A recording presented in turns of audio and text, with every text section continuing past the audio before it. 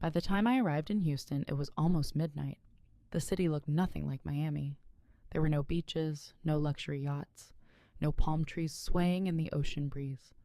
Only endless lights, wide highways, and the cold wind of early winter.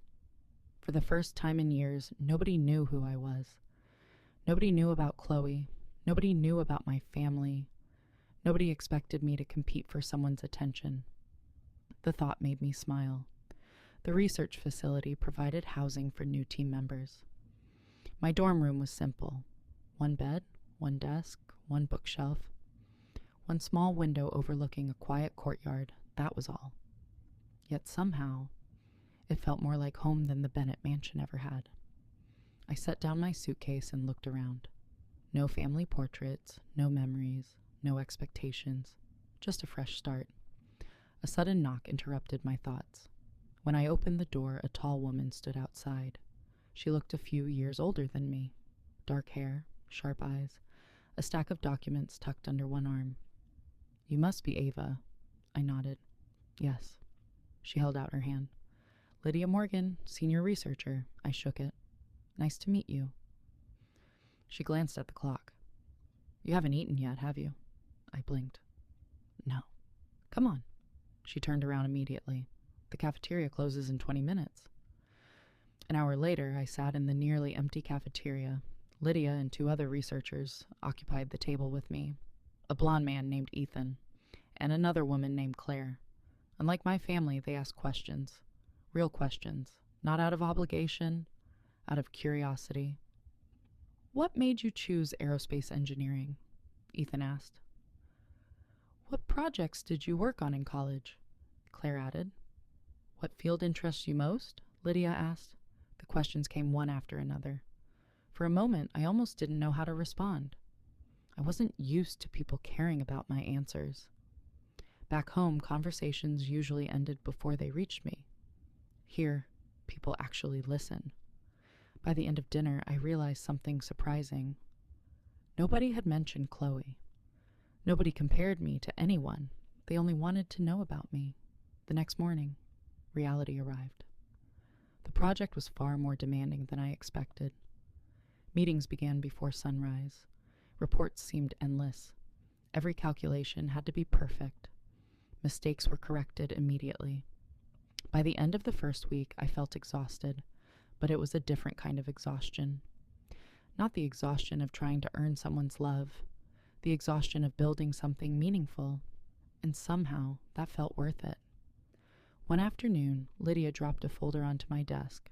"Review these." I opened it. The pages were filled with comments. Red comments. Lots of red comments. I groaned. Lydia laughed. "Don't look so devastated." I thought I did well. "You did." I stared at her. She pointed to the folder. "That's why I spent 2 hours correcting it." For a moment, I didn't understand. Then I realized. She wasn't criticizing me. She was helping me improve. Nobody had ever invested that kind of effort in me before. Not because they had to, because they believed I was worth it. Something tightened painfully in my chest. Weeks passed. Slowly, I found my place. The cafeteria staff learned I couldn't eat fried food. Claire remembered my mango allergy after hearing it once. Ethan always saved me a seat during meetings. Small things, ordinary things, yet every one of them felt extraordinary, because nobody expected anything in return. They simply cared. One evening, as I finished reviewing data, my phone vibrated. "Mom." I stared at the screen. The call ended. A second later, another call arrived. "Dad." Then another, and another. 5 missed calls within 10 minutes. A message finally appeared. "Ava, call us. It's important." I frowned. For months, my parents barely noticed me.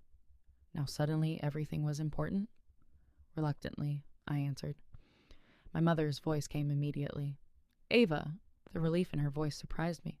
"Are you okay?" I almost laughed. It was the first time she had ever asked. "I'm fine." A long silence followed. Then she spoke softly. "We went into your room." My grip tightened around the phone. "What?"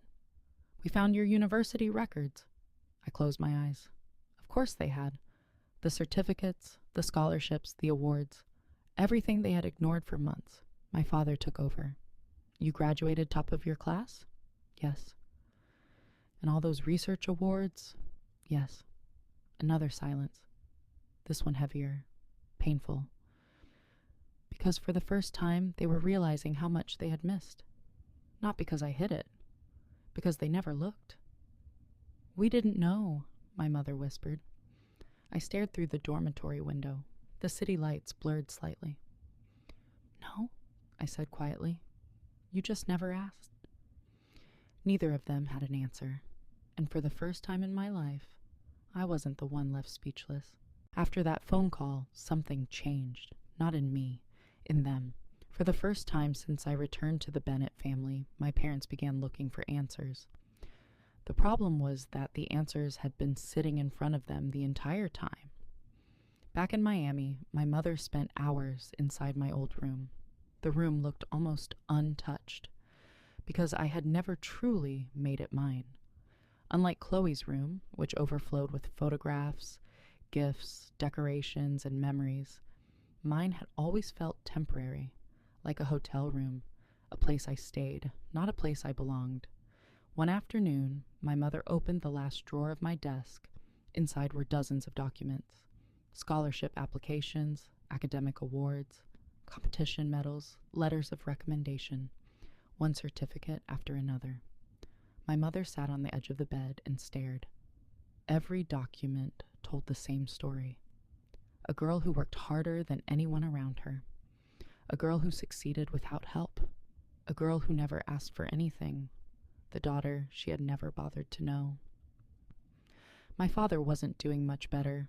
At first he seemed annoyed by the entire situation, but that changed the day he found one particular letter. A recommendation written by one of my professors. The letter described me as one of the most promising engineering students of my generation. My father read it twice, then 3 times. Finally, he lowered the paper. Why didn't she tell us? My mother looked up. For a long moment, neither spoke. Then she answered quietly. Would we have listened? The silence that followed was answer enough. Meanwhile, Chloe noticed the change immediately. At first, it was small things.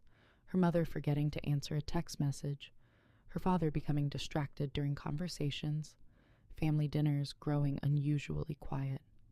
The attention wasn't shifting toward me. I wasn't even there.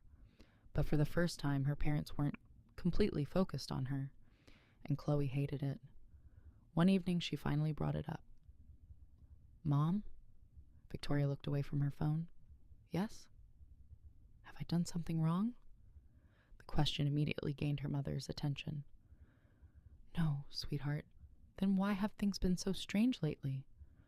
Her voice sounded hurt, vulnerable, the same voice that always worked. For years, one sad expression had been enough to make everyone rush to comfort her. This time, however, Victoria hesitated. Only for a second, but Chloe noticed, and that second terrified her. The next morning, my phone rang again. Dad. I considered ignoring it. Instead, I answered. Hello? Ava. His voice sounded different, less confident. We wanted to visit. I almost laughed. Visit? For months, they barely spoke to me. Now they wanted to visit. Why? The question caught him off guard. What do you mean, why? Why do you want to visit? Silence. Then finally, we miss you. I looked around the laboratory. Researchers moved between workstations. Computers hummed quietly. Someone laughed in the distance. A strange feeling washed over me. Not anger, not satisfaction, just disbelief. Because in my previous life, I had waited years to hear those words. Now they arrived when I no longer needed them. I'm busy. The disappointment in his voice was obvious. Ava, I have work.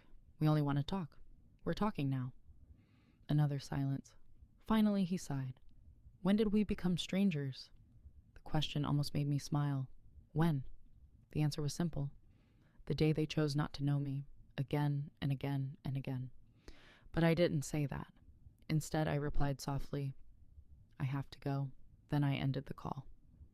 That night, I stayed late at the lab. Most people had already left. Only Lydia remained. She sat across from me, reviewing reports. Without looking up, she asked, "Family problems?" I blinked. "What makes you think that?" "You've checked your phone 17 times. I stared. "You counted?" She shrugged. "I count everything." For the first time that day, I laughed. A real laugh, the kind I hadn't made in years. Lydia finally looked up. "Whatever they're doing, don't let it distract you." I looked down at the documents spread across my desk. The project, the research, the future I was building for myself. Not for approval, not for love. For me, I won't. Lydia nodded once. Good. Then she returned to work. The conversation lasted less than a minute. Yet somehow it gave me more support than most of my family had offered in years. A week later, my team received exciting news. The project had reached an important milestone. Everyone celebrated. Nothing extravagant, just pizza, cake, and a rare afternoon without meetings. As everyone laughed and talked, Ethan suddenly raised his drink. A toast. The room quieted. "To Ava." I nearly choked. "What?" He grinned. "You've survived your first month." Laughter erupted around the room. Claire lifted her glass too. "That's honestly impressive." Even Lydia nodded. "Most newcomers don't." The room filled with smiles, warm, genuine, unforced. For a brief moment, I looked around at the people beside me and realized something I had never understood before. Family wasn't always blood. Sometimes family was simply the people who chose to see you. And for the first time in my life, I wasn't invisible anymore.